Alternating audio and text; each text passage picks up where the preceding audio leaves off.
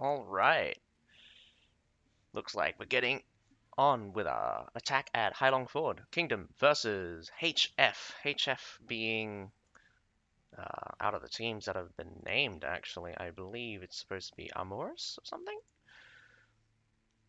Lot of infantry for both sides, but we do have quite a few cavalry. About three winged hussars coming out for the defenders, and a bunch of tundra humans, and a bunch of tundra humans also coming out for Kingdom. Kingdom is grabbing a couple of iron pagodas. Kingdom also choosing to bring Metallators, a set of Tertials, and a Shield Maiden.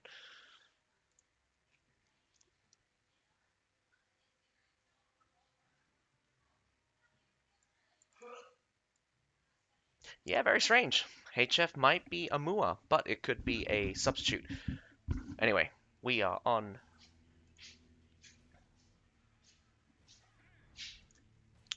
Oh, and it looks like cameraman got thrown.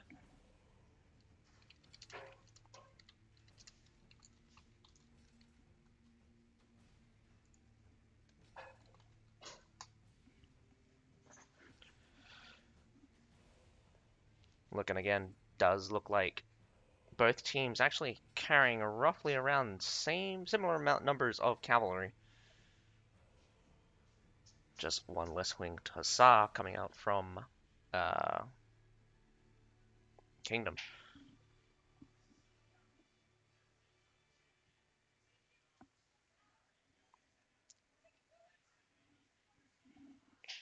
Right now, we've got a majority number of attackers on the A side here. A side being one of easier to attack, mainly because the defenders take longer to reinforce. A strong push can dislodge the defenders from their position or advantage. A B side push normally has to be lightning fast and unstoppable, mainly because reinforcements can easily come in from that supply point. So long as the defenders have that supply point at B, it will be a hard take. Slow approach here. We've got some mortars shooting in from the supply point. Taking the slow approach, Kingdom is moving up their Fortibraccios and combined uh, Imperial Pikes. Some Fortibraccios moving in to contest them. Probably not the smartest move being alone, but good choice of use of shields here. Shields are very strong against pikemen. Pikemen not being able to do very much against shields. Heavy Metallitor fire coming in for Kingdom, coming out from the defenders here. Two of them at the very least shooting down. I do believe that they will back off slowly. This Fortebraccio is taking some losses finally after a couple of good hits. Probably losing around 8 or 6 out of that pile. Unfortunately here, massive catch. Unfortunate for Kingdom here, not keeping an eye. Fight for the wall is going to be a little bit desperate. No reinforcements coming in for Kingdom. Does look like Expedition Knights versus Iron Pagodas and some Berserkers up here. A little bit too far. I do believe that there is also a Imperial Pike. The defenders do take push off HF, or not HF. Kingdom also moved through the front gate, trying to get the wall, but sandwiched from both sides. They are getting pushed out. Definitely on the back foot here, losing on all fronts. Kingdom is not getting any headway here. Does look like these Imperial Pikes are going to get hit by a Winged Hussar. Last minute charge, but it does clean them up. Fortebraccio is going to be a little bit desperate here. Expedition Knights going with a charge. These Fortebraccios will go down in quick order. Massive push by AMUA, pushing the attackers right out, right? We've got a couple of Kingdom players on top of the wall, but does look like a longbow coming up from the defenders do wish to contest him.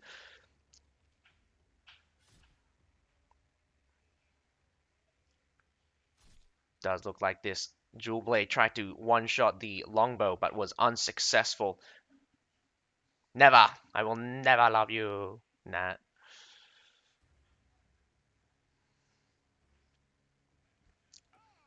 Kingdom having only 4 minutes to take A or B. Strong push is all it takes, but unfortunately not able to gather up the strength. Fort Russia has moved up right up against those, right up against the fence here. These Expedition Knights are a little bit caught out of position. The defenders will lose this Expedition Knights, but reinforcing Imperial Pike Guards might be able to turn the tide. Doesn't look like it's going in for a push. I take that back. What is your plan? Tries to stop a push from the main gate, but without reinforcements for those Expedition Knights. Those Expedition Knights go down in quick order. I do believe the heroes did get out. That Imperial Pike Guard hitting basically nothing for the defenders. In comes the attackers, sweeping both 2 units for free, basically. 100 humans have gone somewhere. I'm not sure which direction they've gone through. Trying to force their way through an Imperial Pike will be successful. Here comes a Winged Hussar, in fact. Winged Hussars do pull off the charge. 100 humans also going in for a charge, but does look like an Imperial Pike March will stop it. Here comes another charge from the side, but Fort Russia's will kill those in quick order. A Winged Hussar versus a Tundra Human. Tundra Human just forcing their way through. Winged Hussars getting eaten up by that Fort of Russia. Fort of Russia holds strong. Last line of defense for infantry, but more and more cavalry coming out for the attackers, pushing their way through. Tundra Humans exchange everywhere. We've got a couple of swordsman infantry still fighting near the point. More Winged Hussars coming in through, but it's a little bit of a waste. Getting eaten up by that Fort of Russia. Also, a second attack set on B. We've got the Tertials being deployed here as well. Fort of Russia is being caught out by Imperial Pike March. It will be swift once in close quarters. But Fort of Russia is still a terrifying opponent for infantry with their natural knockback ability.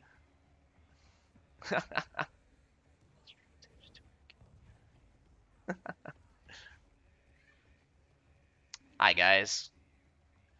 Yes, Fyro. We should figure out how to get both of our faces on here afterwards. During the second match. With the A point getting taken, Kingdom now has an avenue to go onto the second stage of the map. B will still be a hard take. We've got quite a few defenders towards the B point, but a swift pressure on the C. We've got a longsword there pressuring them. They're making a full retreat towards C right now. I do not believe the defenders will have any significant force towards the B point. Taking this harbor is extraordinarily important. Free berserkers means free distraction. Whether or not the attackers can make use of it is up to them. Definitely will stream all the matches for the tournament. I will not let you guys down unless everything starts failing. Does look like Imperial Pike Guards faces off something closer towards. I'm guessing it's it's Expedition Knights. Expedition Knights are fairly formidable opponents, but it is retreating, so that means it is a free kill. Murder the routing units. Imperial Pike March, both used Imperial Pike March, having nothing left. Does look like they will come up against some Prefecture Guards. Prefecture Guards being a fairly formidable tier 3 unit. Once their Prefecture Drill is activated, they can absolutely wreck tier 4s. Charge goes in. Does look like the drill did not get activated just yet. Nope, it has been activated. Both Imperial Pike units do get collapsed on. We've also got some loyal guards coming in for the defenders. This push up the stairs seemed to have failed. We've got some Iron Cap swordsmen looking to snoop around. Massive fight on the backside. Does look like actually Kingdom has gotten the supply point on top of the cliff. This is a good supply point to take. Means that they can't get flanked. Defenders will only come from one direction unless they want to eat a lot from the supply point. Tertials providing supporting fire. 2 minutes to go. Looks like a mortar has been deployed by the defenders. Loyal guards seem to be holding strong. This short sword trying to disrupt as much as it can. But down goes the loyal guards, getting eaten up alive by the Tundra humans. Here comes some Alpha Bombardiers cutting their way straight through. Does look like massive losses right in the center of it. Tertials are way too close to the fight. Imperial Pike March comes out. Tertials and the lot getting caught, but the C point getting taken after a push towards after a push. Imperial Pikes from the defenders try to get their way down, but a mass of halberdiers are stopping them.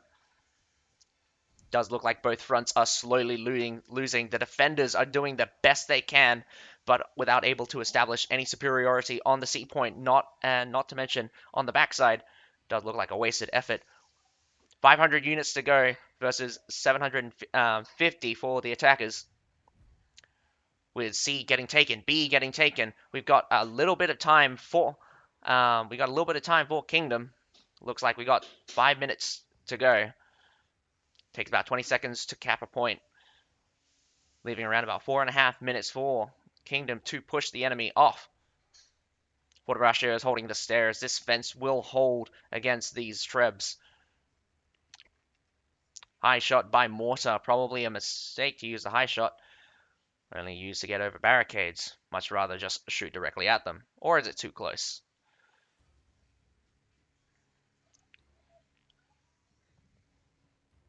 Kingdom resupplying and reinforcing on the supply point. Does not look like anyone on the left-hand side. All coming out from the right-hand side. Does look like they just want to brute force it. Sheer numbers. A lot of halberdiers coming out. A little bit of... Nope. I thought I saw Imperial Pikes.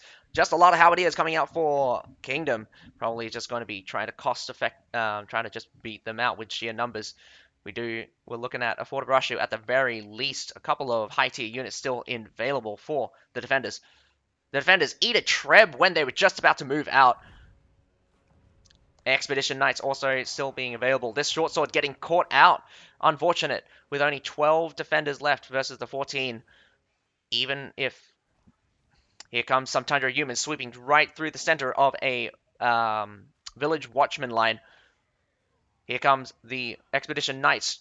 Unfortunately getting caught by actually just regular humans and some winged hussars. Does look like the Expedition Knights are mainly are still standing, but the heroes will sweep them up very quickly.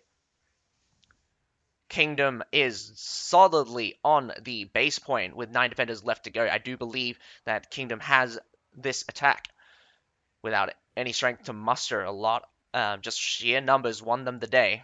Unfortunate for AMUA, I believe. And the first match goes to Kingdom.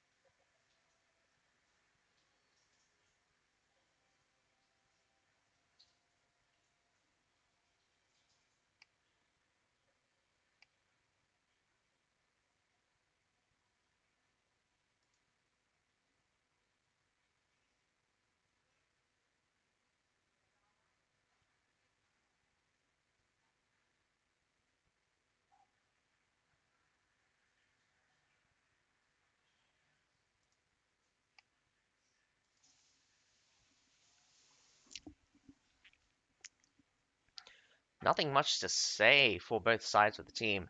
Does look like usage of cavalry early on for the defending side was a little bit of a waste during the second assault.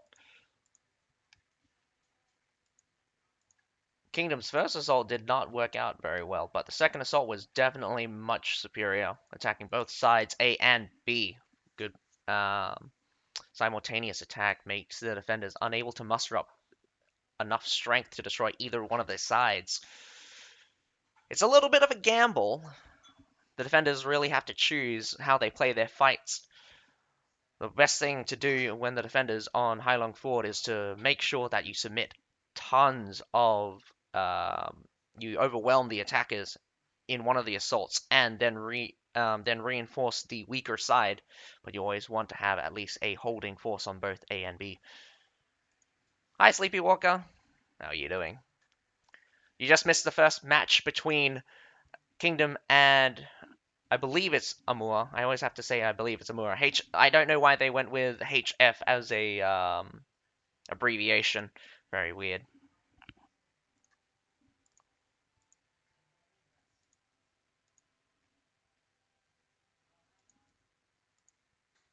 Well, we will have to see whether or not Vayne is trash. Nat. Who's better? Better at what?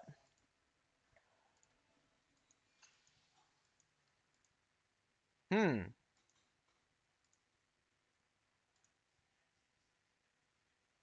I'm gonna have to give it to Vayne for this one. Between Lower and Vayne, I would say Vayne's better. Generally, at Conqueror's Blade, I more or less probably respect his experience more. Lower's one of the newer players, so I can't really give him the lead there.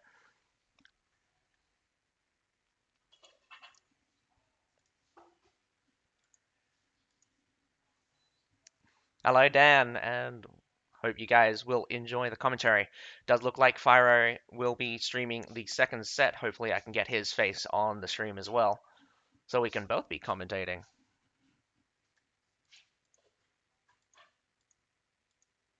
Oh, you're not even watching my stream, Nat. You're the worst.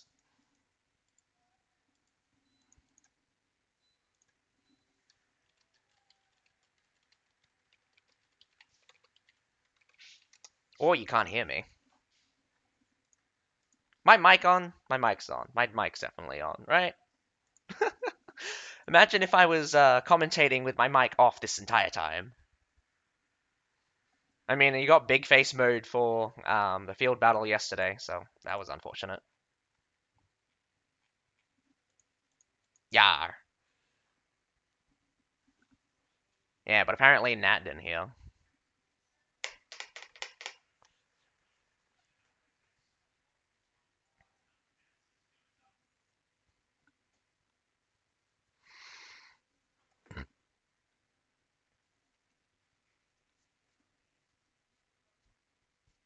Oh, what?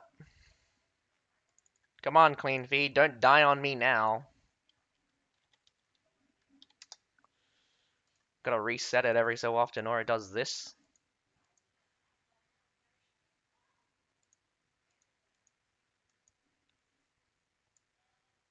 I'm not sure actually. I haven't actually. I've seen Bretonnia fight, but I haven't seen the one they're facing fight. Although FourSeason, I don't. Them being from JC doesn't give me a lot of hope. Unfortunately, I'm not. I'm not sure about the maturity of the Jade Rock Creek. And this stuttering, absolutely killing it. Your eyes must be bleeding, guys. Hang on, let me try to reset it one more time.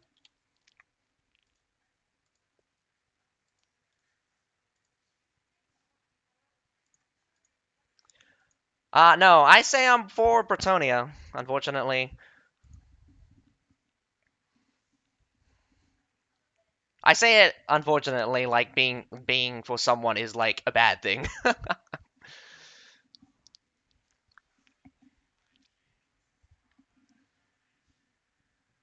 I do hope that AMUA do pulls off a good attack. Again, attacking on Heilong Fjord can really be all about A and B.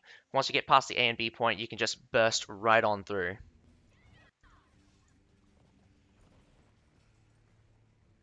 A little bit more cavalry for the defending side this time. Oh, well, no. Kingdom bringing more cavalry than last time. Does look like we've got one more winged Asar than before. Trading out for a Tundra Human, I believe. Also, again, interesting that both teams has chosen to attack on Heilong Fjord. Heilong Fjord, again, being a strange map. Newer. Very hard to tell whether or not attackers has the advantage. Definitely seem like the defenders have the advantage, at least for the first section. Not to mention the amount of time. Looks like an all-in assault at A. Does look like it might be a mistake for AMUA to have every single person here at A. But let's see if they can perform a strong push. Kingdom could be underprepared. We're looking at a lot of loyal guards and expedition knights. If it comes down to infantry, I do believe AMUA is superior, but if it comes down, if cavalry comes in for Kingdom, they should be able to sweep up a lot of kills, but the Imperial Pikes might be able to stop them. You got to hold those Imperial Pikes in reserve for the moment the cavalry arrives. You got to counter the counter push. That is what Imperial Pikes are designed, but they're also great for pushing. That's the unfortunate thing. You can't use them for both. The amount of time with a 50-second cooldown, 10 seconds of glory. Unfortunately, Metallators eat up a couple the front line, getting shelled from 2 Metallators by the defenders. Sun Kingdom doing extraordinarily well with suppressing the attackers right now. Lots of mortars being deployed. Unfortunately, I don't believe anything is close enough to be mortared. A good strategy for Kingdom, not relying on that fence. Common strategy is to dislodge the enemy from those fences next to the A point, but they're across the bridge. Means that they are a little bit far, though. Well, whether or not they can summon enough strength all at once. But if AMUA, the attacking side, gets a solid Tertials being deployed by Kingdom. Here comes the Imperial Pike March for the Rashios. And look like Nafan Guards for the defenders. Winged Hussar into the mix. Winged Hussar does get stopped by Imperial Pikes. Unfortunately, did not time the advance well. A point is slowly just an infantry battle, so definitely the attackers are winning. Heroes are sacrificing themselves, throwing themselves onto the point. Loyal Guards still holding strong. Those flamethrowers need to, those Nafan Guards need to continuously push that front line. You can't let them rest for a moment because once they're out of ammo, they're out of ammo. So best make use of them as leave them in the fight as short as you can. A point has gotten with the first assault. Nicely done, AMUA. AMUA trying to get some more kills in the mix. Some berserkers from AMUA also catching these tundras. Now, this is always a question. If you get A, do you go straight across the bridge or do you move to B? B can be an easy hold for the defenders, but the defenders does look a little light on people. A lot of people resupplying very far away. Does look like a distracting halberdier has been sacrificed. Here comes some village watchmen to slow down the enemy. Not going to slow them down in the slightest when it comes to Tundra humans. Tundra humans using their broken patrol ability to eat that village watchman alive. But we got 2 short swords look to be holding the point very strangely, gaining a little bit of time with every pass. Massive push here on the left-hand side. Does look like Kingdom has done a full fallback, not choosing to hold. Does look like a short sword did get caught out. Halberdier is holding the back line. Tundra humans trading very badly here. Halberdier's expedition knights charging up. Are they going to charge through? Doesn't look like it, but the Tundra humans do. Tundra humans actually double back. Very unfortunate. Might have been a waste, might have been successful, but we didn't get to see very well from this angle. Looks like this poleaxe is going to get eaten alive at the C point. Being by yourself is always the bad mistake. Another swing. Here comes AMUA swinging over to the A side once more. Does look like they're trying to send Kingdom through a loop, but in full view of the defenders, it should be pretty obvious which direction they're going for. They're going for the harbor. It'll be pretty difficult to send cavalry up to sea. You got a small narrow passageway. You either loop them around through the harbor or through that narrow gate, and I'm pretty sure they've got Imperial Pikes, some Alp Halberdiers, and Winged Hussars right behind that small after that fence, ready to rumble. Winged Hussars and Imperial Pikes going down towards the harbor. They do wish to challenge the attacking side at the harbour. Whether or not they got enough people here is another question. Winged Hussar looks for a charge, goes in for the charge. Fairly unsuccessful, in fact. Imperial Pike March eating up those Hussars. Another Imperial Pike March trying to stop the Tundra humans from wreaking havoc. We've got, including some halberdiers. A lot of halberdiers being used by both sides. Nice Treb, 3 good hits into the center of that infantry mash, but the tide is not turning in the favor of AMUA. AMUA actually still being outnumbered as reinforcing Imperial Pike marches in on them. Some Nafan guards being used as well, meaning that the front line will be burned down pretty swiftly. The Imperial Pike March down a hill or at an elevation are normally ineffective, mainly because the hitbox will be a little bit wonky. Some tertials shooting directly at pikemen. Perfect targets without a shield. Ranged units will clear those infantry, but without enough time, they can't deal enough damage. With on a full retreat now, Kingdom is being chased by the cavalry. Winged Hussars doing a charge, catching only a couple, but losing a few. Losing horses is much more. Losing horses is more detrimental than losing a couple of infantry. But in terms of troops, we've only got less than 100 units difference. In fact, I believe it will be less than 70. Around about 60. Well, more like 68. Or I can't count. It's 58. Now with the harbor taken, we've got a mass of berserkers free, but without their special ability, berserkers are just ginormous tanks. Good old Pike militia with stun on brace can easily take out those guys. Whether or not Amoris will take advantage of them, we will see in a second. The berserkers are moving forward. Does look like it's a Fortebraccio instead challenging the berserkers. Fortebraccio's got the natural knockback. Does do well. It will be a bit of a struggle though. Fortebraccios have a ginormous weakness. Once you get in close, they stop hitting people. We've got domain spearmen being deployed with some prefecture guards. These tertials may be a pain in the ass. Does look like the domain pikemen, spearmen do get onto this supply point. Looking nothing but a distraction. Here comes the Imperial Pike March. Reinforcements from Amoris. Does look like they want this supply point. They're going for this supply point. Winged Hussars come in from the side, but the tertials stop a lot of them. Tertials will do their final stand here, trapped inside a fence.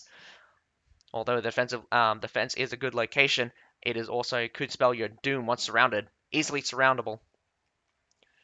Tertials finally get taken out. We've got these Imperial pikemen fighting to the last right now. They're doing extraordinarily well, considering that they are top-line pikemen. Dealing damage is their motto, not taking it. We've also got a massive push coming out towards C.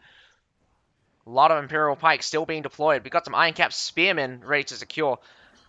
Nice Imperial Pike March. The Fortebraccio did just get knocked down. The flamethrowers still alive somehow. I thought they were dead. On top of the stairs here, might be a little bit, but good trebs onto that high-value target. Does look like they finally get taken down. Does not look like they could get any headway, but the flamethrowers did do a lot of damage. We've got some Tundra humans being sacrificed here. Cavalry, once you're down on the ground here, there's only one way up, and unfortunately it's through the way that the enemy has. It's through the supply point. The supply point being captured by the attackers means that the defenders won't have access to their cavalry that they committed to sea. Surprisingly enough, these halberdiers are strong enough to hold back the tide just for now. But as more units come up, they are slowly dying. Halberdiers have finally broken line. Reinforcements a little bit slow. More than 180 unit deficit for the defenders. Does not look like the defenders will be able to hold this for very much longer. Grave shots being deployed. I do believe that the attackers will have this, and it'll come down to a field battle to decide who is the winner among these two. Strong attacks from both sides, but I believe that HF had pulled off a superior attack.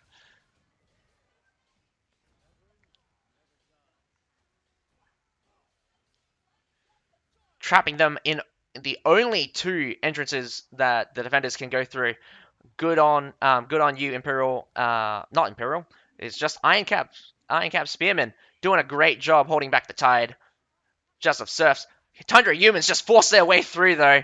Nothing's gonna stop cavalry if they want to get through something. The only thing you can answer cavalry with is instant death. Imperial Pike March tries to catch them. A couple of them are still running about, but the hero controlling them did die, so they're easy picking. Down goes more heroes. Only 4 left. Does not look like any more can make it. It's going to come down to a field battle between AMUA and Kingdom, both doing a fairly effective attack. As again, normally when the A and B point do get taken, you can normally tell who's going to win.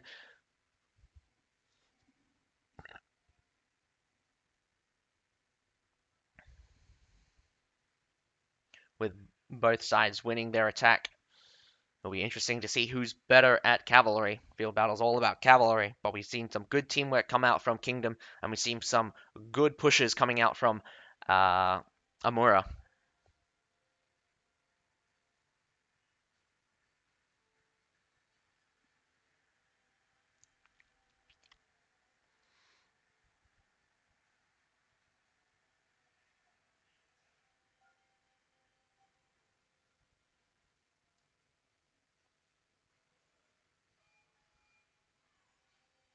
I'm pretty sure Kingdom's Japanese. They should be Mugun. Looking at some of the chat from the from the dev stream.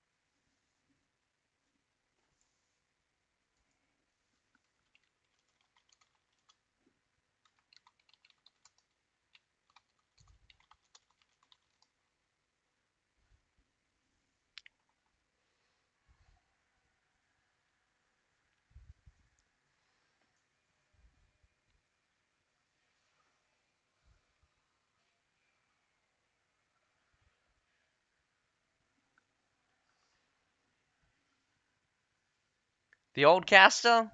Do you mean Lance and Morgan? I do believe Morgan will return for when it's the top 8. He never. Normally, there are actually no casters for the elimination rounds.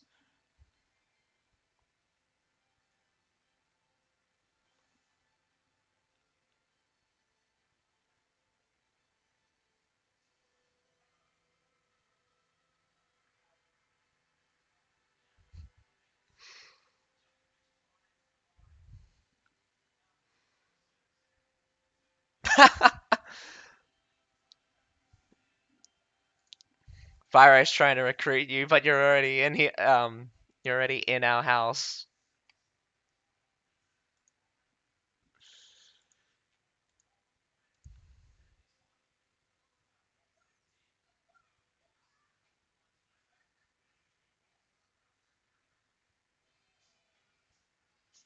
I'd say John Rima, mainly because it feels like he's at least um, playing with the team. Fire, sometimes I have no idea.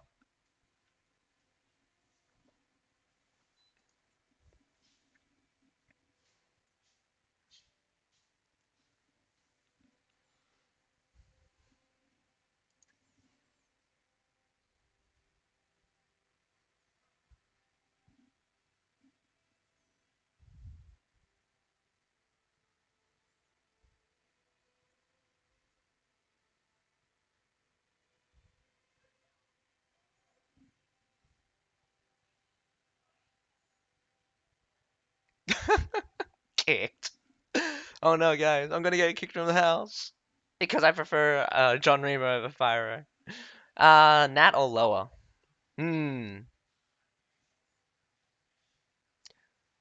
If I was to pick who's more annoying, I would say lower. Who I would prefer, like who I say think is better as at like better at the game.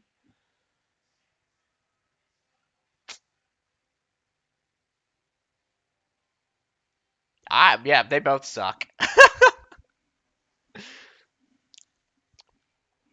Can't really choose when you got bad and bad. Or maybe it's because I don't know them good enough.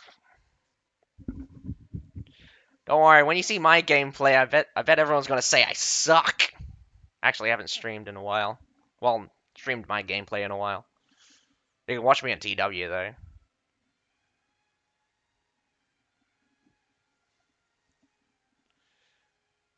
Nat, you know that's like a terrible question. Obviously, it's going to be I. Um,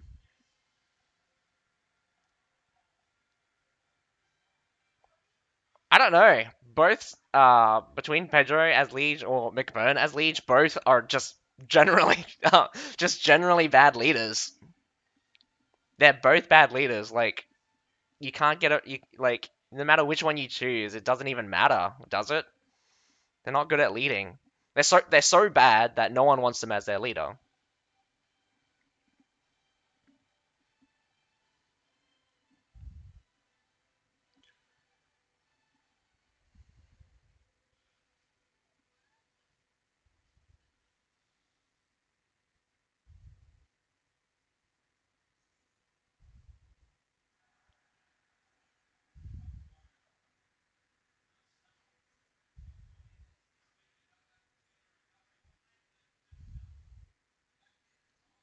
Looks like the final decider has begun between the battle of Amura versus Kingdom, or Kingdom versus Amura. I believe it's Kingdom versus Amura. Kingdom came first, then Amura. On grassland. Not my favorite game mode, but it is interesting to see some of the strategies. More aggressive than the first time this was released. Emerald River definitely is a boring map to watch. Very difficult to get anywhere. Tons of cavalry coming out from both sides, but lots of golden tier cav coming out for Kingdom. We've got a preference for winged stars, definitely top tier. Some Northernlands cavalry and some Keshigs coming out, but the superior number in Tundra humans. Cost effectiveness will cost effectiveness allow Amura to win, or will the strength of the golden tier cav win them the day? Almost every single one of Kingdom switched to Spear. We're looking at 11 Spears coming out from Kingdom. It could come down to just killing the heroes if they cannot win the battle of units.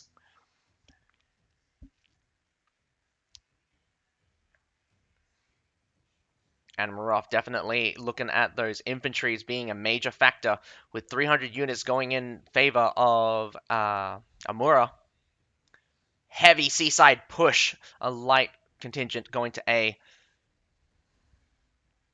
Does look like actually a switch to B. Short Sword not going to contest it.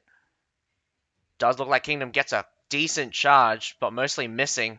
Can Amura clean them up on the backside? Actually letting B go. Very surprising choice. Some monastics in the back. A lot of catches coming here for the distracting force for Amura. But with the C reset, these guys at B will need to decide which way to go. Does look like a reinforcing side at the C point. Amura sent guys back. Very strange, very strange. No point in sending guys back when the points have not been, when the points are still contestable. You need every man at the seaside, but heavily outnumbered right now. Does look like Amura has lost quite a few heroes. The spear strength definitely coming out on a field battle. The power of spear is always on their horse. The longer they can be on their horse, the more effective they'll be. Sending them down. Spears, Kingdom taking out 2 more heroes from AMUA. AMUA's got to be careful. Lots of hero losses coming out early on. They may not even have enough time to use all of their units if they keep dying at this rate. That is definitely true, Dan. When the B point is captured, you control most of the map. But but when you're not tied down by the base point, you do have free reign. The only reason why they were free reign is because A and C did not get capped. They were actually be able to hold. B point now also being held.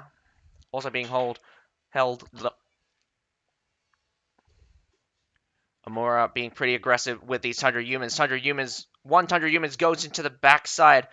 Does look like it was okay, but getting caught by some Northernlands Cavalry. Northernlands Cavalry mostly missing, in fact. Catching some Tundra Humans that were straggling behind. AMUA sending in some of their Imperial Pikes towards B. Some Winged Hussars just walking on through. Northernlands Cavalry following up right behind them. Will do a nice swing into the center of that, but doesn't look like it's very devastating. Very strange that AMUA would commit one person to a back cap when the base point is not even open. Slowly but surely, does look like AMUA is getting more and more infantry up here at the B point without A being contested. A massive side charge catching a Northernlands Cavalry, and does look to be a remnant of some Hussars in the mix. Keshig's going on a frontal charge, probably the worst decision it could have made. But the Keshig's actually surviving, in fact, doing very well. Not very many losses. Probably a mistake by AMUA not having the pikemen facing forward. Again, always low on heroes. Or maybe heroes dying. But it is definitely slowed down quite a bit. A chase here. 2 go down for Kingdom. 4 to go down for AMUA. AMUA now lower number of heroes. Some respawning in. Another kill. Wait. Yep, there goes another kill for Kingdom. This could be scary. We're not even sure how many death AMUA has taken, but definitely I'm feeling the pressure. AMUA's definitely losing ground. Heroes after hero keeps dying, but Kingdom's on the manhunt towards A now. This could be a triple cap. The reinforcements could be slow. Nothing to stop them. Pure cavalry won't get stopped by just a single pike militia. Pike militia will be finished off real fast.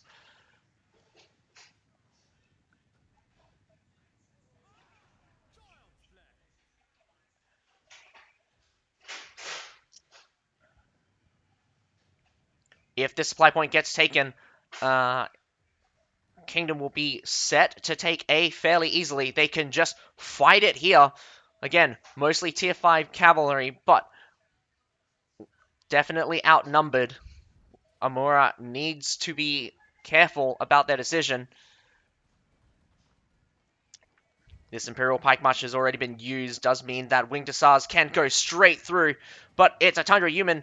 Some Winged Hussars does look like they've gone for a charge as well, both going through, finishing up half a Pike Militia and an Imperial Pike Guard, but reinforcement from AMUA towards the supply point. Very strange that those Winged Hussars didn't go all the way through, but it could be a collateral from the slow. This one Jewel Blade being a little bit of a pest. Let's see if it gets caught. Unfortunately, it does look like the spear getting caught. But Jewel Blade does go down. Another Winged Hussar charge did go through. Much more successful than last time, but the remainder of the pikemen do win it. Bad trade for a kingdom, but that doesn't matter none when they've got vast superiority in heroes. 12 to 7 does look like at least 10 of kingdom heroes are around this A point. AMUA doing their best to make sure this thing doesn't get capped, so they're still in it. Another interrupt. Does take roughly around 20 seconds for 3 heroes to stack on it, to stack it. Does take longer if it's only one hero. You want to commit at least 3 heroes to a point cap. Very strange that AMUA would choose to bring human. Definitely too many deaths. I'm seeing AMUA struggling to gain numbers here. I believe some permadeath have already come out, and this is one of the damning or detrimental things about the tournament. Die too many times and you are out. Well, if it comes down to a hero battle, heroes are still extraordinarily effective. A goon squad of heroes could decimate any troops, but with a triple cap, a Kingdom has an absolute advantage now. Even if AMUA does push Kingdom back, they will need to get a double cap. They would need to get some points off that point. But with roughly around about 20% captured, I believe it will take about 80 seconds for this match to be over, unless AMUA can get back the point. But I don't think that's going to be feasible with less than 400, less than 440 units and only 4 heroes alive. I believe those 4 heroes alive are either out of units or have just village watchmen. A lot of deaths coming out. Probably didn't get to use all of their units. One of the worst things. Actually, Alp Halberdiers coming for AMUA, defending the base point. Not that it matters too much. Base point will be captured as well. I'm not sure if it goes faster if you're standing on the base point and has a triple cap. But definitely Kingdom does seem to be the winner of this field battle, and I will say that congratulations to both teams for participating in the tournament, and I congratulate Kingdom for moving on to the second round elimination. They'll get to see who they're fighting in the next after the winner of the next set has been decided. We have Bretonnia versus FourSeasons in the next set in roughly around about 8 minutes. Hopefully I can get Fyro on here with me.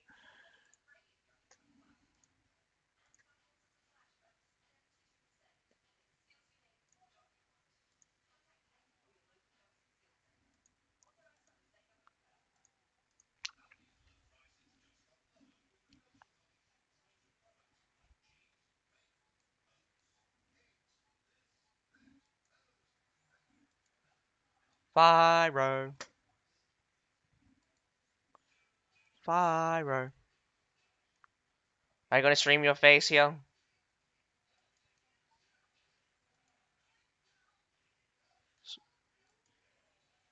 Stream your face on Discord, then I'll rip the face of Discord and put it on my stream.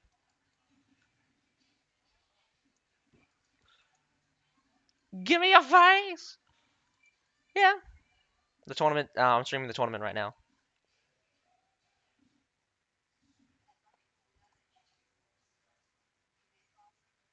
Yeah. You can't hear Discord.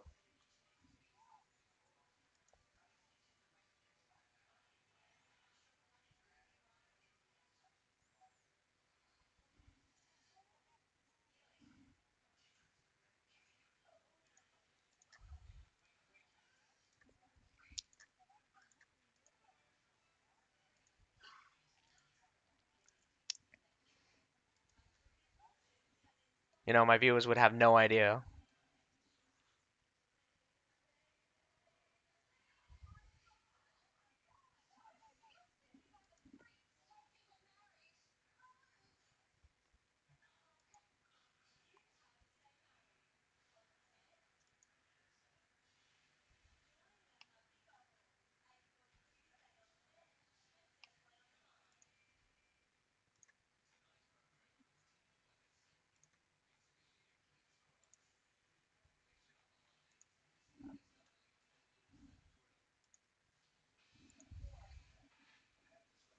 Cav teams win. Both teams were using a lot of Cav, Chris. But does look like Kingdom won it mainly because they were just killing the heroes. I do believe the number of deaths did show that a lot of them were permadeath by the end of it.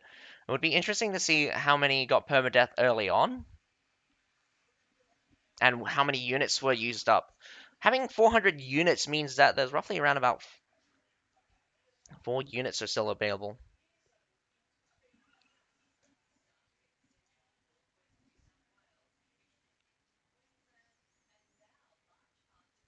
Berserkers are broken. Cavalry is broken. There's a lot of broken things in this game. No, it's not. No, it can't. Yeah, you can hear what I say, but you can't hear what anyone else says. No way.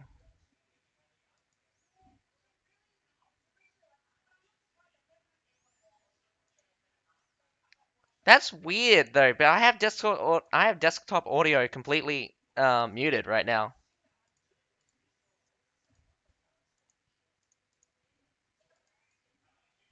Man, you have to be super loud.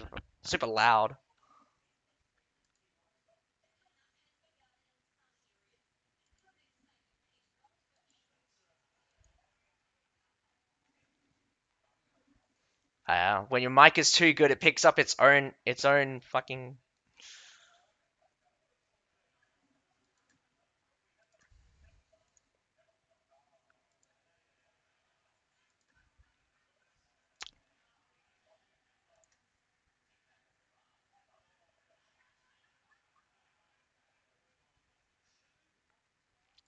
Maybe you should stream on your platform.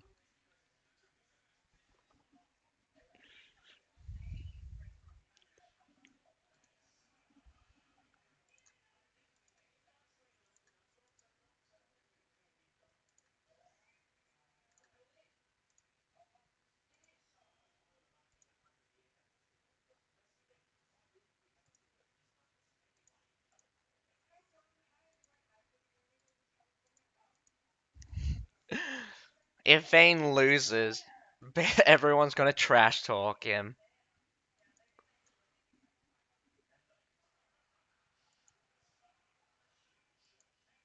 What?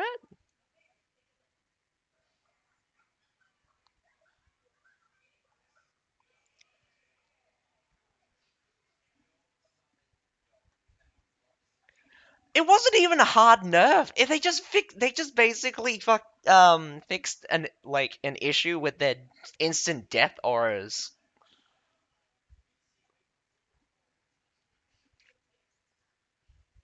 Yeah, I know it made a difference, but I mean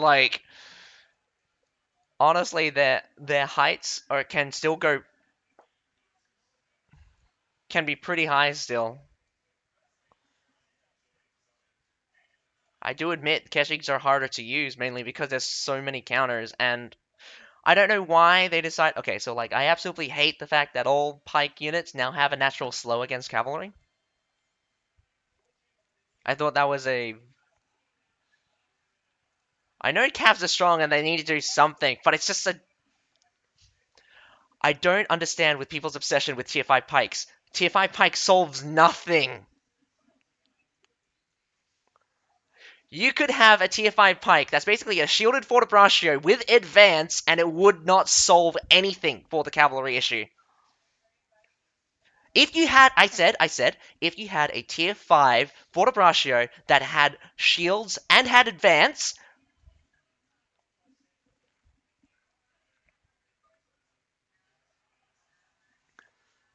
you want them just to be just have permanently a death aura, just point their pikes in a direction and they die.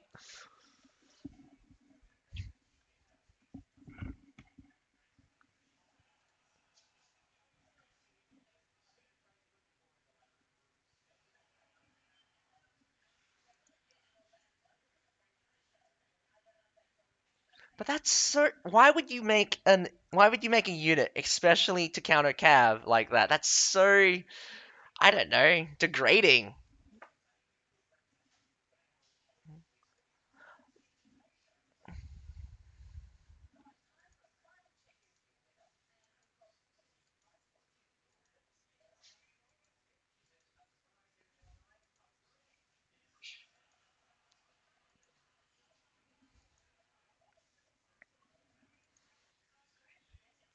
Yeah, make your own game, and cavalry will just be countered by everything.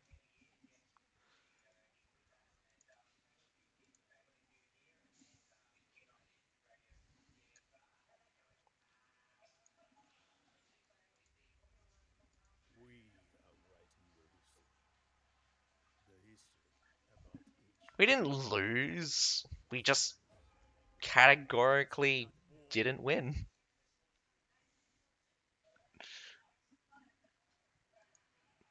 Hey, the EMU still took more casualties than us.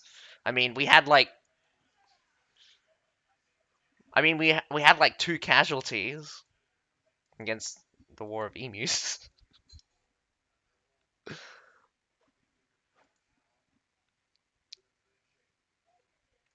Yes. Well, technically, it should be starting now.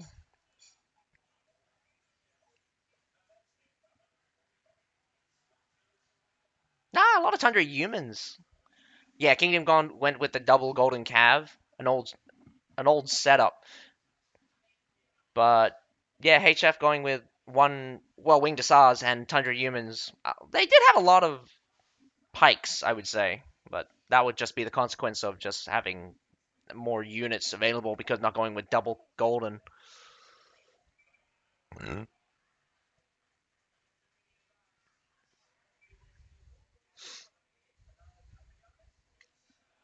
Torquin still play the game?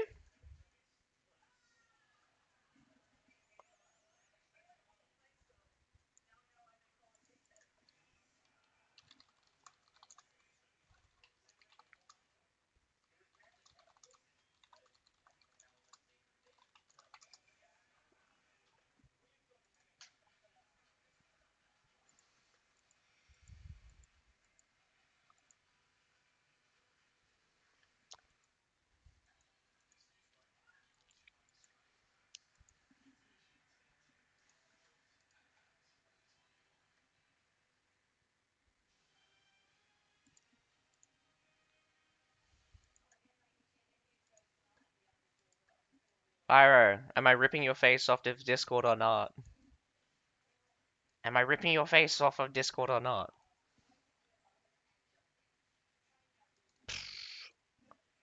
So you just gotta watch it. You're not gonna stream yourself. You're having too much fun not doing anything.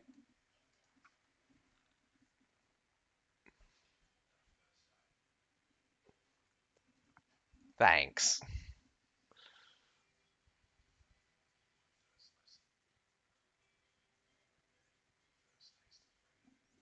Well, the battle hasn't started yet, so I'm not sure what's happening. We're going through a lot of ads.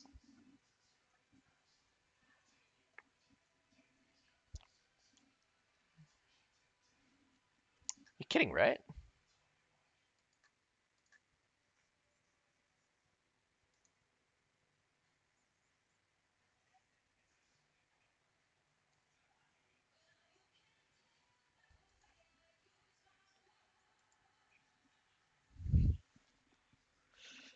Nah, I just need to move my setup into my room, but there's no Ethernet cord there.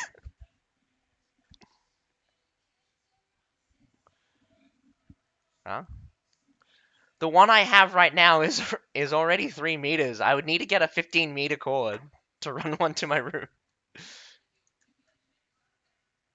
Yeah, probably cheaper than a green screen.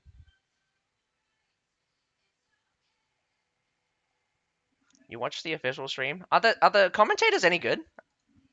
I keep hearing that pretty bad. Oh,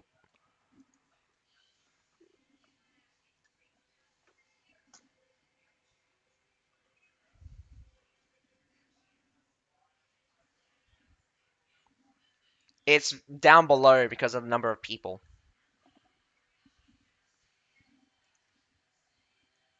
Oh yeah, there's also the promote your Twitch one.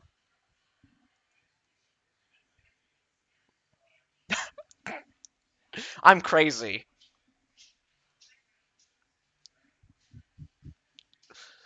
because the viewers have no idea what's going through the Discord, and I'm just speaking.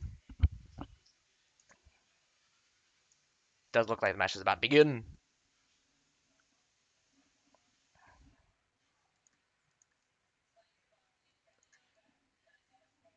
Bretonnia. Anyway, I'm gonna pop down.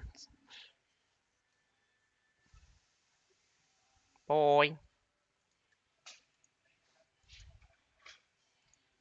By himself? Loa, I doubt it. El Pedro could never take on Crusaders by himself. Maybe if he had help. And we are here. We got the attack for Bretonnia on Walfort. The defending side is going to be FourSeasons. Does look like a lot of cav coming out for the defenders. We've got a couple of cavs coming out for Bretonnia. We've got 3 winged hussars, 3 humans. A lot of short swords coming out for both sides, in fact. I believe there's 6 short swords versus 5 short swords. 1 maul. Very uncommon to see a lot of mauls. We have 3 mauls from the other side, though.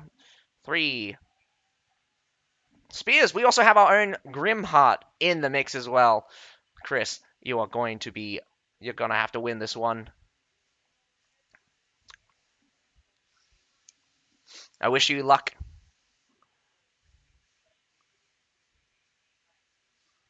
Got around about 4 Bretonians on the left-hand side, going for the small fort. Looks like four players from FourSeason also seem to going to contest them. Does not look like a complete rush. Does look like someone just got instantly headshotted. Mezume getting ballisted down. Very unfortunate.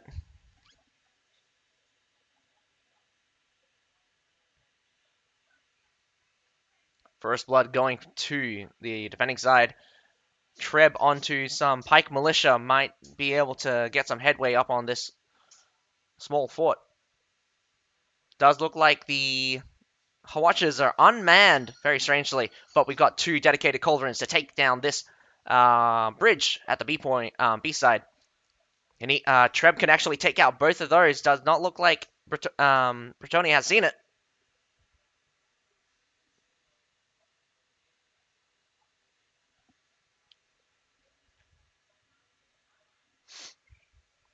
Here comes another Treb onto some farmers. Farmers do move in time. Doesn't look like they does look like they missed any damaging shots. But down goes some artillery. Battering ram at the small fort. They will get through this door in very soon, but does look like a massive retreat for FourSeason. The bridge looks to be on bingo health. They're getting their asses out of there. All siege towers making their way to the wall towards A. 2 balls sends someone down to the ground. Whether or not he dies, he does go down. Someone does die. Grimheart catching them.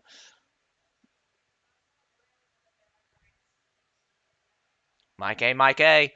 26 catching a couple of village watchmen. Down goes the bridge towards B. Does look like the small fort push was futile.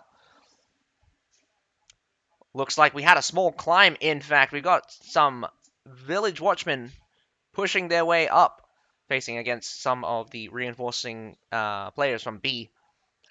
We got the left side siege tower up, middle side siege tower up, right side siege tower should be up in short order. Massive retreat coming out for FourSeason. Wall going down. Fascinating that that wall went down just as soon as some guys made it up. A will be taken fairly easily. Does look like we're going to move on to the C point. It's going to be a strong C point hold. Whether or not they will hold B is another question. The contingent at B could be very distracting.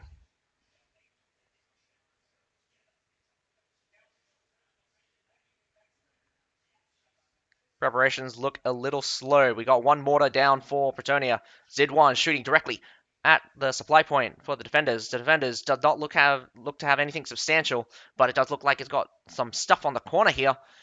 Mortars can get into there. Got to angle his shot. Mortar takes down the the wall a bit. Get some better shots in, maybe. We got 2 more coming in for Flosi and Xerox.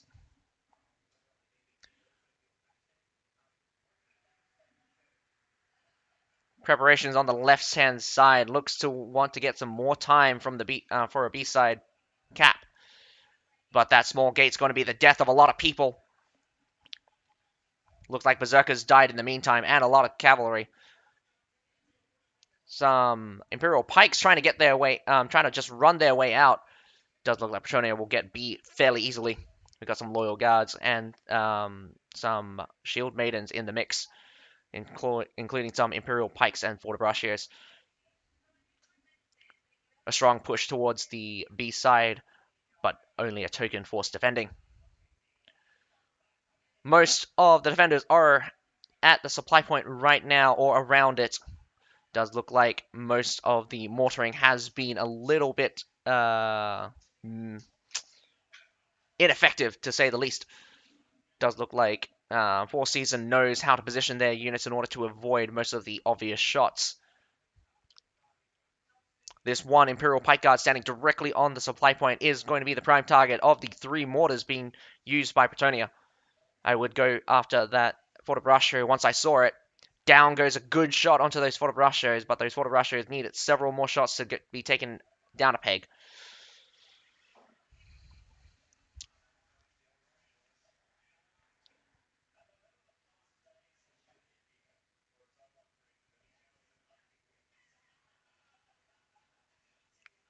Here comes a Treb towards these Fortebraccios here next to the stairs towards the supply point that faces towards C.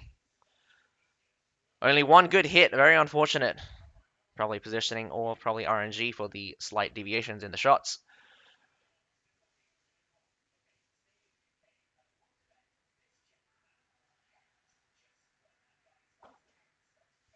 These mortars do keep pressure on any infantry that wants to stick around towards the C point. They don't stay for very long, but it does look like these Imperial Pikes wants to pressure this Loyal Guard and Fortebraccio. Probably a bad move. Here comes some Metallators directly onto that Loyal Guard. Looks like the first shot didn't cause any casualties. The second shot might catch someone. Bretonnia is, again, setting up behind this wooden fence. Palisade, I would say. Bretonnia now making a big move towards C from the left-hand side. We've got a mass coming up with Owen Baxter leading the way with Alice. Missing most of this Winged Hussar, missing massively. Probably just trying to get them out. Good catch, though. Half of that Winged Hussar is dead in the water. Loyal Guard versus Loyal Guard right now. Imperial Pikes supporting, but a second set of Loyal Guards will reinforce that front line. It's only a matter of time, since severely outnumbered, that Loyal Guard will go down. The defending side needs more reinforcing troops. A Loyal Guard on the on the C point does get taken out. It does look like there's a battle at the backside. We've got some rear charging cab from the defending side. More Loyal Guards coming up for the defenders. A strong push coming out from Bretonnia. Bretonnia leading the way with Loyal Guards. Loyal Guards will definitely not be afraid from any infantry, but I should be afraid of those Nafan Guards. Those Nafan Guards are definitely burning down that corner. But a bad angle does mean that their effectiveness is limited, and without support, they will be scared off. 2 Bretonnias go for the Nafan Guards. Nafan Guards probably gone down. A lot of the, all of the infantry pushed off of FourSeason. The defenders are definitely on the back side. Looks like a 300 unit deficit, 250 if I was to go closer. These Metallators need to aim for those shields. The shields are the main point. Imperial Pikes can deal with Fortebraccios fairly easily. But here comes a Winged Hussar. Winged Hussar wiping out the remainder of what left to be of Loyal Guards. 1 or 2 are left. We've got lots of Imperial Pikes coming out. Bretonnia does seem to be getting pushed off. Not enough reinforcements. Probably not enough. Probably low on health as well. Oh, Xerox coming in with a Winged Hussar charge. Does get caught on Imperial Pike. But the heroes from Bretonnia are fighting tooth and nail. They are definitely still in it. Not very many have died. Does look like FourSeason struggling to finish off Bretonian heroes. Some Fortebraccios finally for Bretonnia. Got to challenge these Fortebraccios for FourSeason, sorry. Got to challenge the Fortebraccios of Bretonnia. Bretonnia's Fortebraccios are slowly dying, but heavy shots coming in from artillery and trebs. Finally, a couple of heroes dying for Bretonnia. FourSeason's getting the absolute advantage here towards the C point.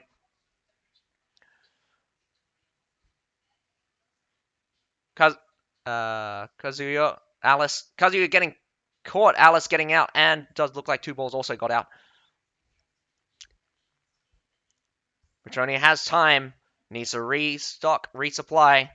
Kazuya is still surviving somehow. Finally goes down, but that was a long time. Sure, so it's going to be very difficult. If anything to say, I do believe that the killing power for both sides is a little bit low. If it comes down to heroes, I think the attackers will have it. Mainly because it will take FourSeasons a while to finish them off.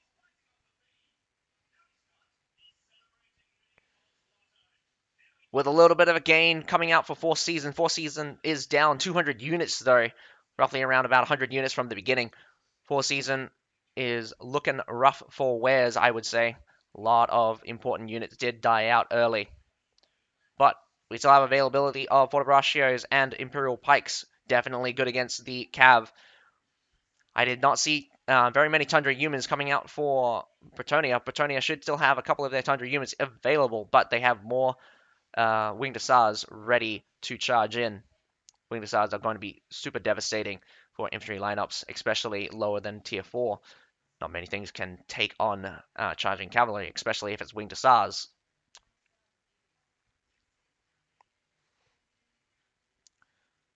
Russia is posturing here. Does look like they want to move away. Another treb towards the C point, catching a couple of the halberdiers. Halberdiers being very popular this season somehow. Halberdiers has been fairly ineffective, I would say, mostly because a lot of them have been going bottom line. Bottom line halberdiers are strong, but not a very good without stun on brace. They do have +1 on hit while bracing. Another left side push. It's going to be a strong push. Massive numbers of infantry are here. We got lots of Fortebraccios and some Tertials in the mix. Farmers versus Village Watchmen. I do believe Village Watchmen wins out, mainly because Farmers' main advantage is their armor piercing. Some Pike Militia versus some Expedition Knights. These Expedition Knights will wipe them fairly easily. Here comes some Winged Hussars, mostly eating it from a barricade and a Fortebraccio. Here comes some Palace Guards. Palace Guards go straight into those Fortebraccios. Right next to them. Does look like a small advantage here with Fortebraccio is unable to kill off those Imperial Pikes. I mean, not Imperial Pikes, those Palace Guards. But severely outnumbered. FourSeasons are getting wrapped around by the forces of Bretonnia. Bretonnia definitely winning it here at the C point as more and more units just dying. Some close range Metallators, including some Berserkers. They should really get onto this Metallators quickly before it deals any more damage. Restocked and resupplied. Looks like a couple, 10 heroes from FourSeason coming in from the supply point. Here comes a Winged Hussar charge. Will it be successful? No. Oh! I'm not sure. Does look like that Winged Hussar charge did catch most of a Fortebraccio. Not a full Winged Hussar charge, so it could have been more devastating, but a nice catch by a second Fortebraccio. Fortebraccio is being left to just attack here. They will win out against Halberdiers, but heroes are going to flank them and get in close. Once they're in close, heroes can definitely just tank the shots.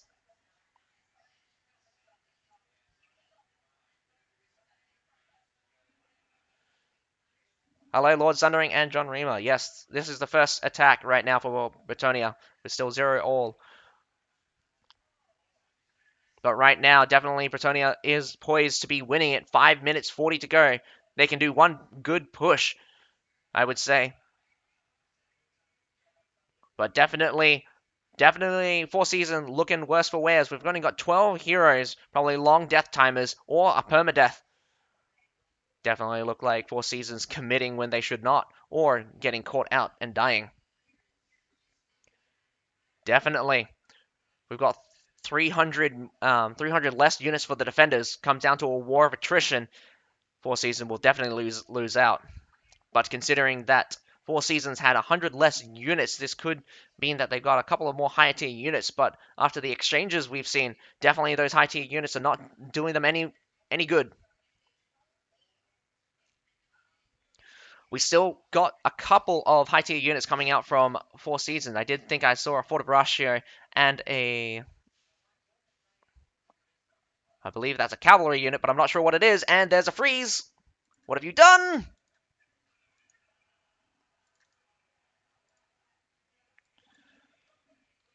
I hope you don't start a push before I reset this, you silly playback. Chris, aren't you Grimheart? And we're back with a reset. They've already started the push. Unfortunately, I did miss a little bit. Winged Hussars coming in, sweeping the front of those loyal guards, actually missing the charge there. Very unfortunate. Some berserkers challenging some Imperial pikemen, and these Vortibrachos challenging some halberdiers, Alp halberdiers in the center towards the base point for FourSeasons, but it did get swept up real quickly. I didn't even see how it died. Bretonnia is absolute here with infantry mass. They're even trepping their own units to secure any counter pushes. Massive losses. We're looking at 300 units dying in the meantime from when they started the push here at the base point for when we're at the beginning before they started the push. Rip. Yeah, definitely rest in peace. Does look like Bretonnia will take the first win. Congratulations. Bretonnia doing excellent job in teamwork and positioning here. Definitely strong pushes for both the first section of the sea point and the second push at the sea point. FourSeasons looking pretty unsure of themselves. Although a couple of misses on both sides, Bretonnia wins out in the end. If I could just check the deaths here, I do believe that FourSeasons might have some permadeaths for them. Congratulations, Kazuyo, for getting MVP, getting that 150 with the 10 assists. Grimheart, congratulations on the getting second, 7 kills with 2 deaths and 4 assists. One more death and you could have gone perma. Definitely a lot of permadeaths coming out. We got 1, 2, 3, 4, 5, 6. 6 permadeath by the end of that. 1, 2, 3, 4, 5, 6. Yeah, 6 permadeath for FourSeason at the end of that. FourSeason's going to have to be careful with their lives and got to be better at finishing off Bretonnians. Finishing off the heroes from Bretonnia.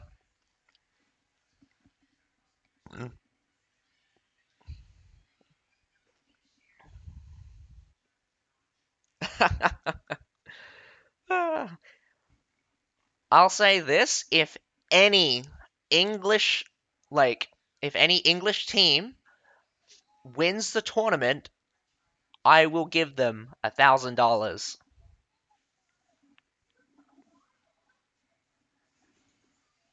To share, of course, not each.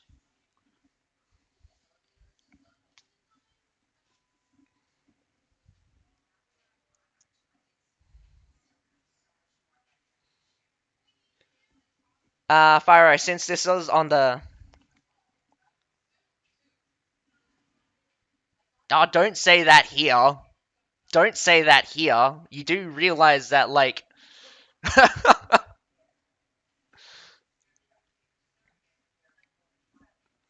Don't say that here. You do realize impersonating is still, I mean, hypothetically.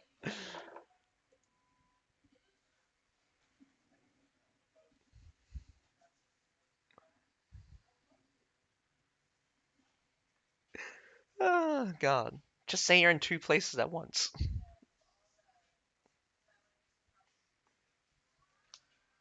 You're lucky that they can't actually prove who the player is, since they don't have identity checks.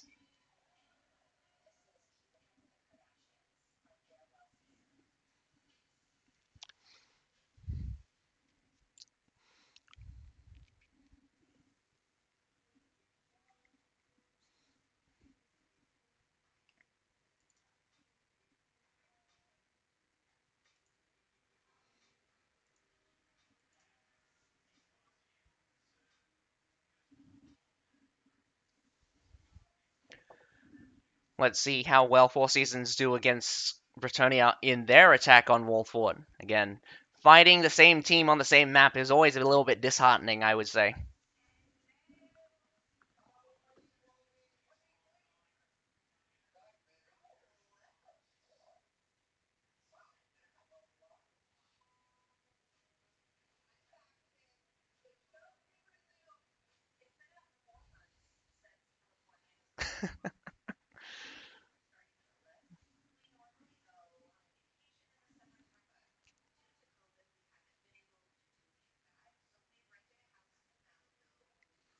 My guys are trolling Best Vane really hard right now.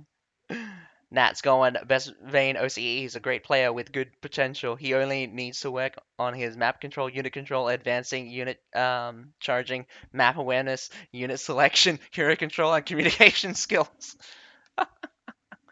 And again, what is with the clean feed today? You're being very unreliable, man. I need you to be more reliable than this. How do I make you better?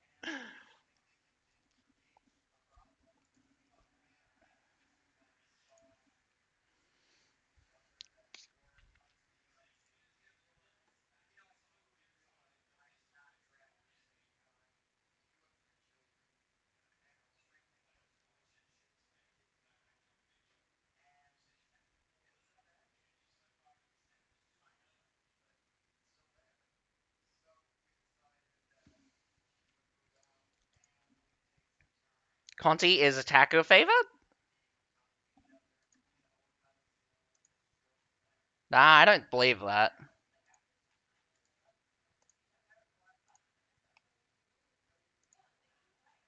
Conti is quite even. Attacker or defender can take it evenly. I would say in certain cases it's actually easier for defenders to trap the attackers, but if the attackers gain ground, it will be difficult to hold. I would definitely say different avenues and definitely different fronts. Does look like we're finally going on to the second round. Wall Fort, Bretonnia versus FourSeasons. FourSeasons losing their defense. Bretonnia, let's if Bretonnia holds their defense here, they win it, and we'll move on to the second round elimination. This is the last set of matches for first round eliminations. Congratulating every one of our top 16 teams. Here comes quite a few short swords from both sides, in fact. I think there's more short swords than before. Looking at some Metallators. Interesting use of a lot of tertials, in fact. We're looking at 4 tertials, 2 Metallators, 1 Nafan Guard. Nafan Guard is very useful for on the walls or in close quarters. Metallators are probably the preferred choice for long-range assaults.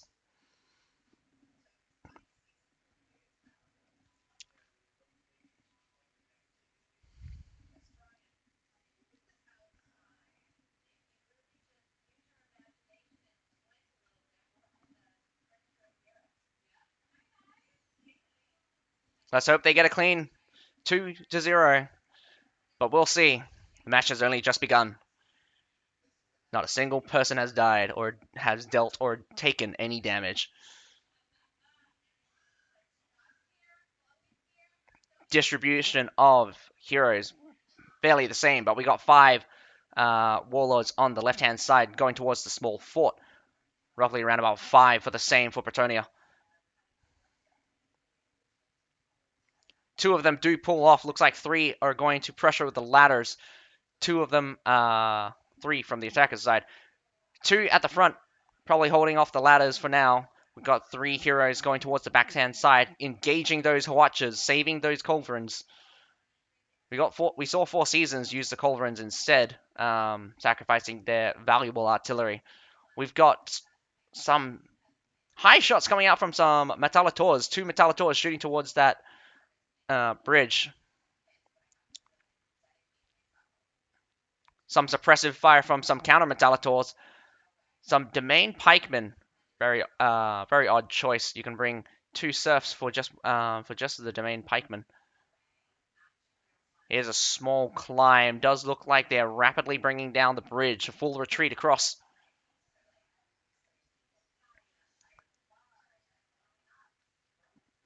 FourSeason getting into the small fort uncontested.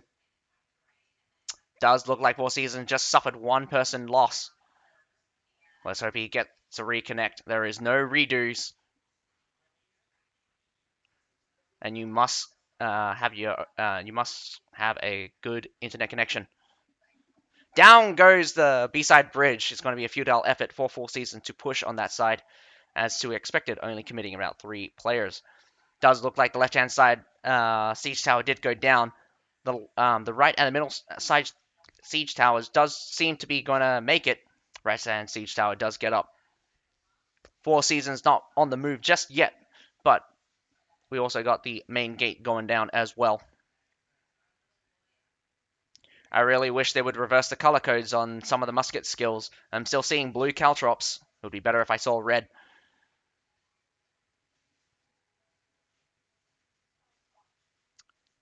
Up goes the middle side tower. Middle side tower also available for the attackers, both being on the right hand side. Token forces from Bretonnia does not look like any defenses at all. Looks like a village watchman will only just slow them down. Bretonnia not committing any infantry for this wall. Probably a smart move. Sacrificing just one village watchman for a little bit of time. Should have been on the point, though. Had to deal with them. But they will be dealt with in short order anyway. Here comes a barrage of cannonballs, mostly missing the main pile. Does look like they did get a couple, though, at the edges. Doesn't look very effective, though. No deaths. Probably a lot of damage. Those Metallators definitely need spotters up on the wall in order to take down those, mortars. Couple more mortars being deployed. We've got some Falconettis from FourSeason shooting towards the supply point. That position up there is actually one of the worst positions for the Metallators. Actually, better off putting them towards the where the mortars are setting up now. They're too close, so the angle of fire hits the cliff rather than the and also the wall interferes. And the shelling has begun. 9 minutes to go for FourSeasons. FourSeasons really need to make these mortars count. They need to pull back a couple, some 70 odd kills or 80 kills, I believe.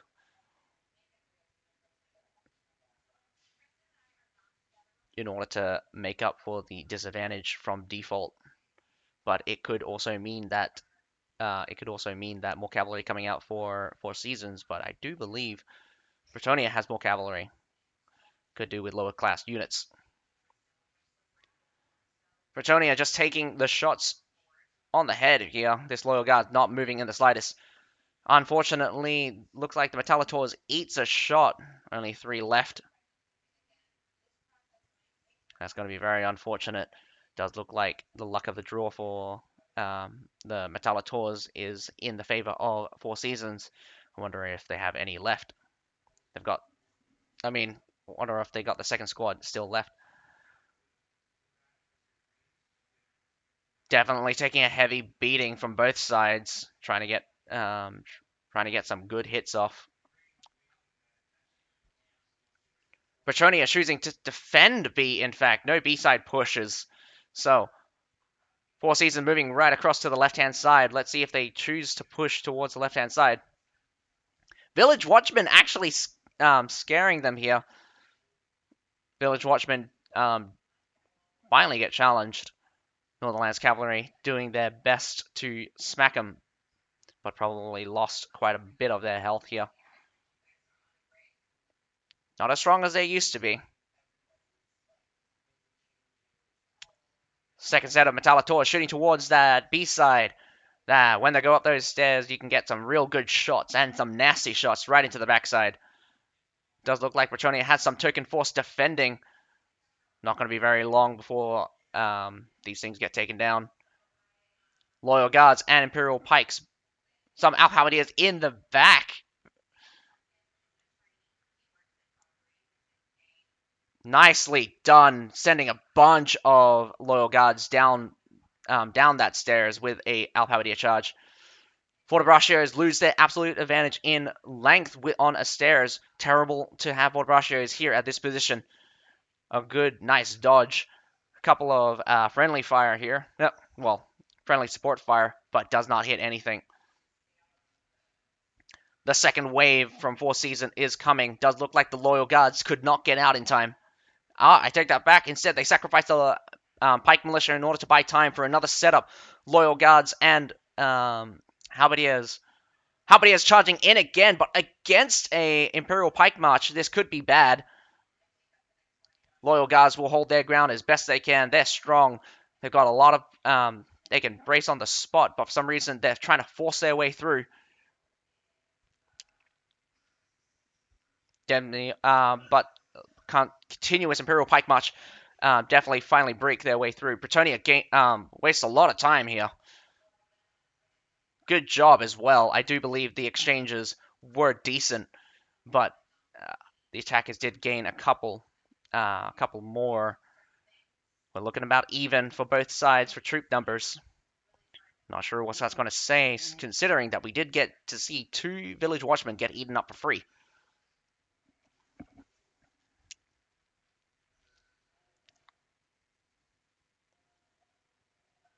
Good time-wasting tactics here from Bretonnia. With FourSeason just waiting on for the B side to get captured, it means that Bretonnia can just sit back. Although it's more time for the attackers, it also means time wasted for the attackers. Waiting for that B side to be capped.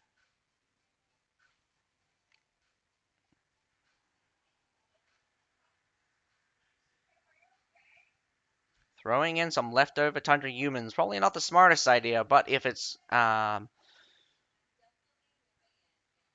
to try to get a couple of kills with them, probably could be smarter with it.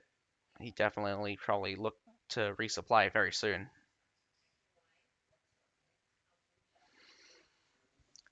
It's going to be interesting to see how they use their tertials. Tertials have not been deployed for very long, and I haven't seen them fire for Bretonnia. Bretonnia bringing in 4 tertials.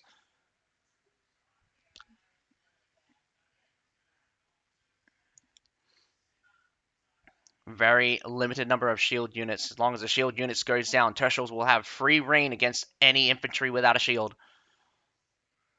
But those Metallators from FourSeason definitely being safe is the worst thing for Bretonnia. With a threat of Treb, we've got 11 Trebs available. C being fairly open, meaning that any infantry line could be quickly Trebbed. FourSeason finally setting up for an attack. Looks like 3 Metallators versus 10. Some shots going in, could be a little bit of waste. Some tertials coming out for FourSeason. They are rocking up.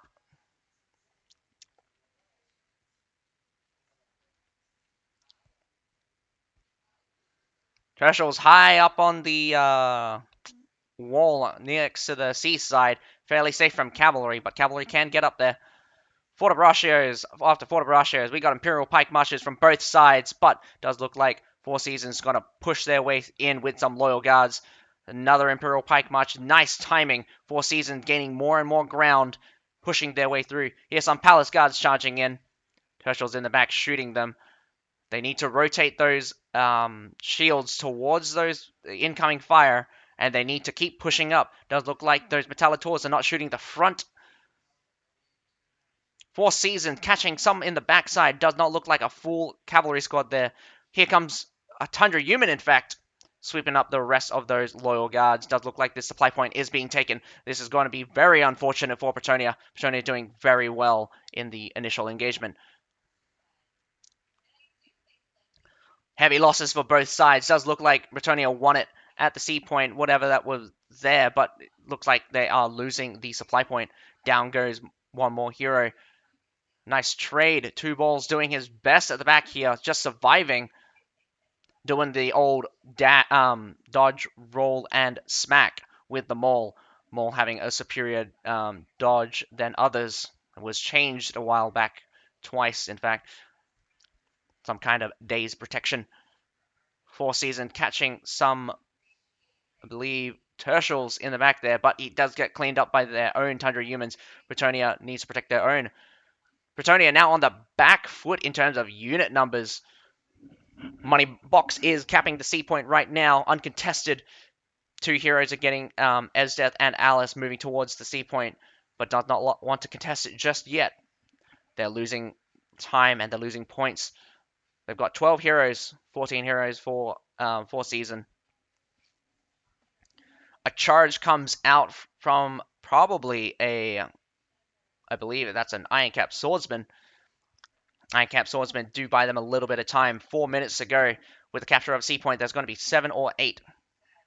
Definitely solid push onto supply. The double Forte line didn't do very much in order to stall out the enemy, mainly because Forte are directly countered by an Imperial Pike March.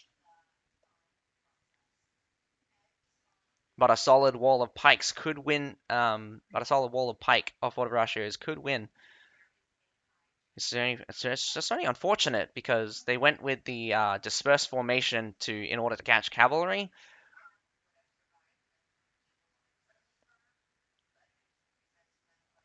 Bretonnia definitely looking a bit scattered here. We're seeing better teamwork coming out from FourSeason.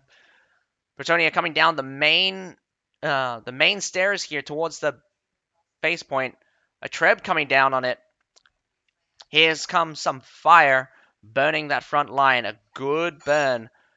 A lot of units hit. Just Pike Militia is winning that front line, which is amazing right now. Good exchanges. But does look like heroes. Doesn't look like anything's going to stop this Bretonnia push. This counter push coming. Unfortunate. Those Alphabetiers absolutely just destroying a Forte that was not in brace.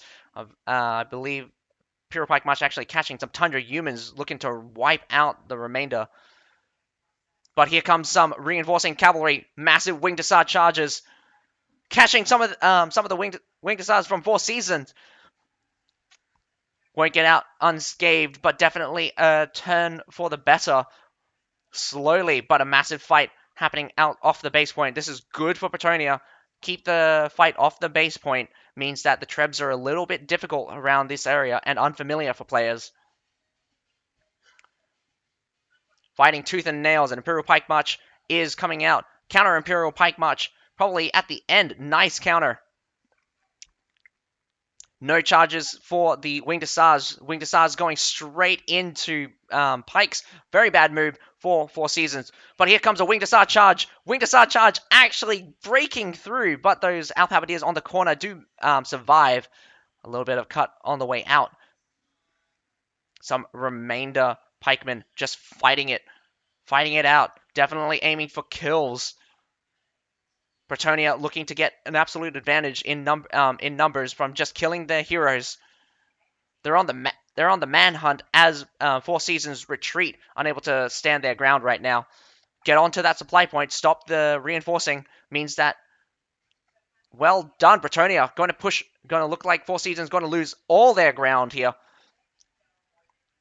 But Forte did spawn in time. Those 100 humans are doing their best. They will do a lot of damage when it's a chaos like this, but slowly they will get destroyed. But 4 short sword heroes will be a pain in the ass for FourSeasons to take down. But FourSeasons losing hero after hero. 1 permadeath. Only 1 permadeath right now. That's an amazing job. Even though there's only 1 permadeath, we've got a lot of death coming out for Bretonnia. They can get more kills, make sure that FourSeasons is always down. The worst thing here is that if this supply point gets taken by Bretonnia, it means Bretonnia can reinforce their units much faster. FourSeasons have a mass at the front gate here. Bretonnia needs to be careful and not to get countered. 2 guys might go down here. 2 swords and Grimheart. Grimheart and 2 swords trying to run for it. Doing their best to survive. Amazing pushback by Bretonnia. Probably overextending at the last moment. But time is of the essence. 3 minutes to go for FourSeasons. FourSeasons really need to push back. Cavalry running for it. They need to catch these cavalry. Cavalry can be very important for Bretonnia right now. But they get out scot-free, including some Forte. FourSeason's being very silly here. They split up their forces, some towards the supply point and some here fighting. But there's a massive wing to SARS. Will wipe out just mostly surf units. But down goes another hero. This is not good for FourSeason. If they keep losing heroes, they're gonna get they're gonna get an absolute disadvantage here. Imperial Pikes marches on to the Fort of Brachos. Fort of Brachos is still holding on strong. Wing to SARS moving in from the side here. Good charge. Probably not the best. But looks like Halberdier is kind of in the mix there. Makes it a bit difficult to tell whether or not a charge is going to be successful. Pike Militia, definitely going to be a pain in the ass. That stun embrace makes them great against larger forces or even equally sized. What remains of this Fort of Brachio is also a great boon. Fort of Brachio is having the longest attack range among any infantry unit. Again, pushing. I'm just looking at the troop advantage for Bretonnia. 300 units down for FourSeasons. FourSeasons does not look to have any leg to stand on. No troops, no heroes. We've got 6 heroes left for FourSeasons. Bretonnia looking to manhunt these guys down. Does look like a small token defense for the base point without anything to challenge this token defense. Doesn't look like FourSeasons can even attempt to capture with a minute 10 to go. Bloody good effort, both sides. Amazing teamwork, and definitely I've got to commend Bretonnia for that commitment there. Not stopping, not giving up. Push hard, push.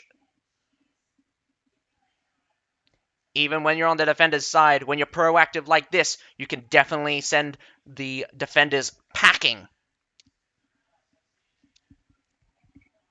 40 seconds left to go.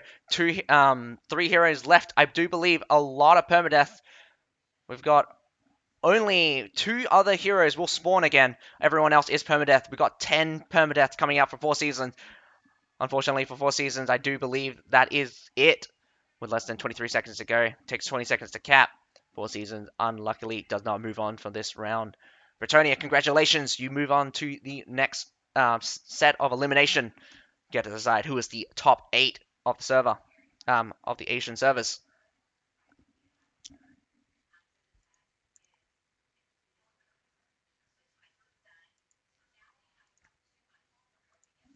Whew!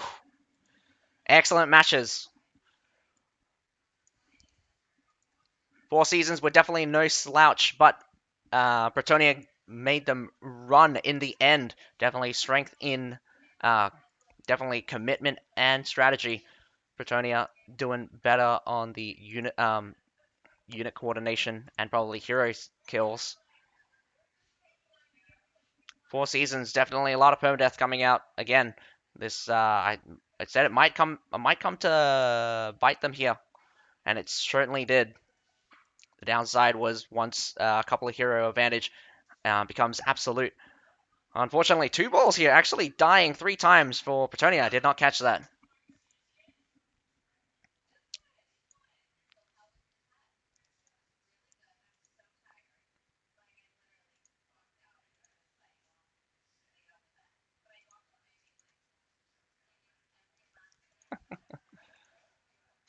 If I knew how to make you a mod, Sleepy, I would.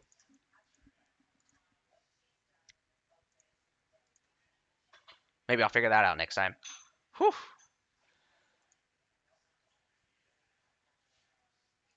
Esdeath coming out with that longbow. 8 kills, 11 assists. Longbow is definitely a great support class. That range attack being extraordinarily annoying to deal with when you're close enough to the longbow for where it causes daze, but the longbow is normally safe in all consideration. All right.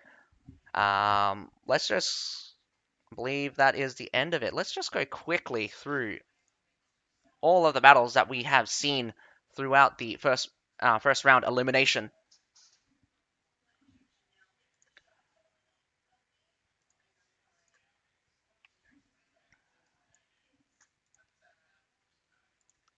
So on the first round of elimination, we had Wolf versus Nope. I do think I remember that Nope took it. They will fight off against Crusaders in the second round elimination.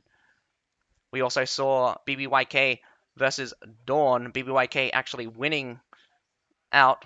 Then we had on the second day, we had War versus Ascension. War winning their matches against Ascension 2-1. Unfortunate for Ascension there. That was me. We also had Paladin versus Min. I'm gonna get this wrong because it's not Mao Jing, Mao Jing, MJ. I'm gonna say. I do believe. I can't even remember actually. My God, I can't remember anything.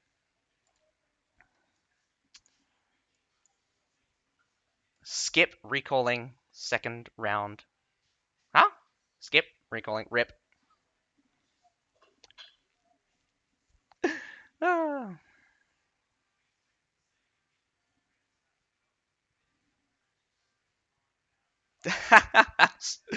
Don't want to remember the bad feelings. All right. For the second round eliminations, we actually got the matches up in front of us. Ignore the first two. We've got Note versus Crusaders on the 9th, along with BBYK versus War.